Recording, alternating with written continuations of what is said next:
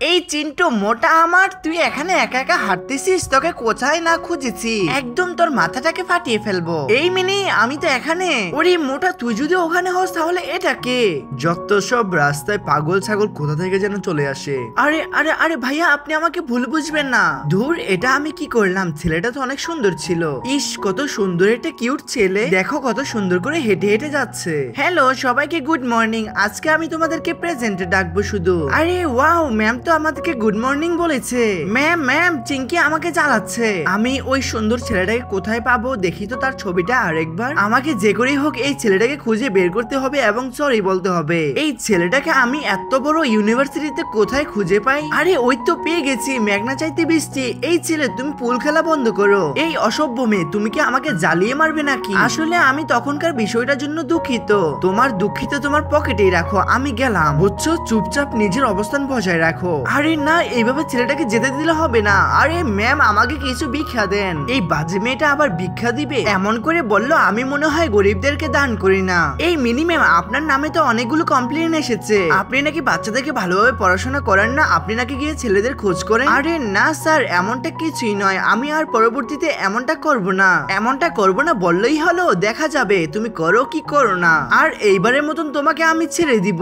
তারপর মিনি তো একটা চিরকুট দেখে খুশি হয়ে যায়। তারপর মিনি জানতো যে রাজ্জাক পুল খেলতে অনেক পছন্দ করে, তাই তো ইউনিভার্সিটির পুল যেখানে খেলে সেখানে গিয়ে রাজ্জাককে পেয়ে যায়। আর তাকে এবার ডিরেক্টলি কিছু না বলে তাড়াতাড়ি করে একটা চিঠি দিয়ে চলে যায়। আমার তো মনে হয় যে ভিডিওটা শেষে দেখা যাবে যে এই রাজ্জাক এবং মিনির প্রেমটা আসলে সত্যি জমে গেছে। তোমাদের কি মনে হচ্ছে, রাজ্জাক কি প্রেমে সাড়া দিবে নাকি দিবে না? তারপর দিন যখন রাজ্জাক পুল খেলতে যায় তখন দেখতে পাই যে মিনি সেখানে অনেকগুলো অ্যাসাইনমেন্ট নিয়ে দাঁড়িয়ে আছে, শুধুমাত্র মিনি রাজ্জাককে সরি বলবে বলে। রাজ্জাক যখন দেখতে পায় যে মিনি ঘুমিয়ে গেছে, মিনির মাথার উপর নিয়ে একটি বই দিয়ে মিনিকে জোরে চিল্লানি দিয়ে ঘুম থেকে ওঠায়। মিনির এই রাগী মুখটা দেখে তো রাজ্জাক একটু সিরিয়াস হয়ে যায়। তারপর থেকেই গল্প ঘুরে যায়, রাজ্জাক আস্তে আস্তে মিনির প্রতি দুর্বল হতে থাকে। তারপর আমাদের গল্পে মিনি ভাবতেছে যে আমার রাগের কারণে আবার রাজ্জাক রাগ হয়ে যায়, তখন তো আমার আমও যাবে ছালাও যাবে। পরবর্তীতে যখন সিন বদলায় তখন দেখা যায় যে রাজ্জাক একটি ছাতা নিয়ে কোথায় যেন দৌড়ে যাচ্ছে, আর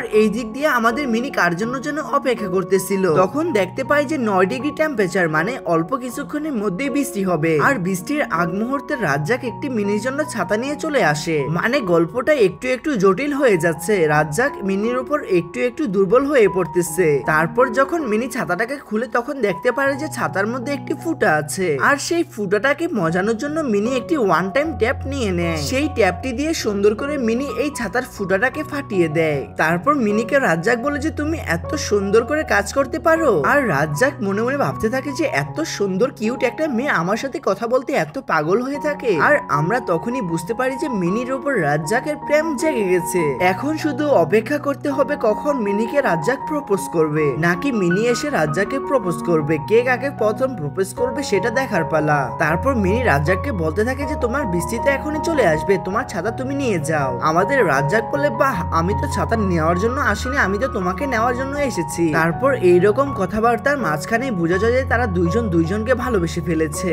আর যখন আমাদের সিন বদলায় তখন দেখা যায় যে মিনি কোথায় যেন একটা লাগেজ নিয়ে চলে যাচ্ছে।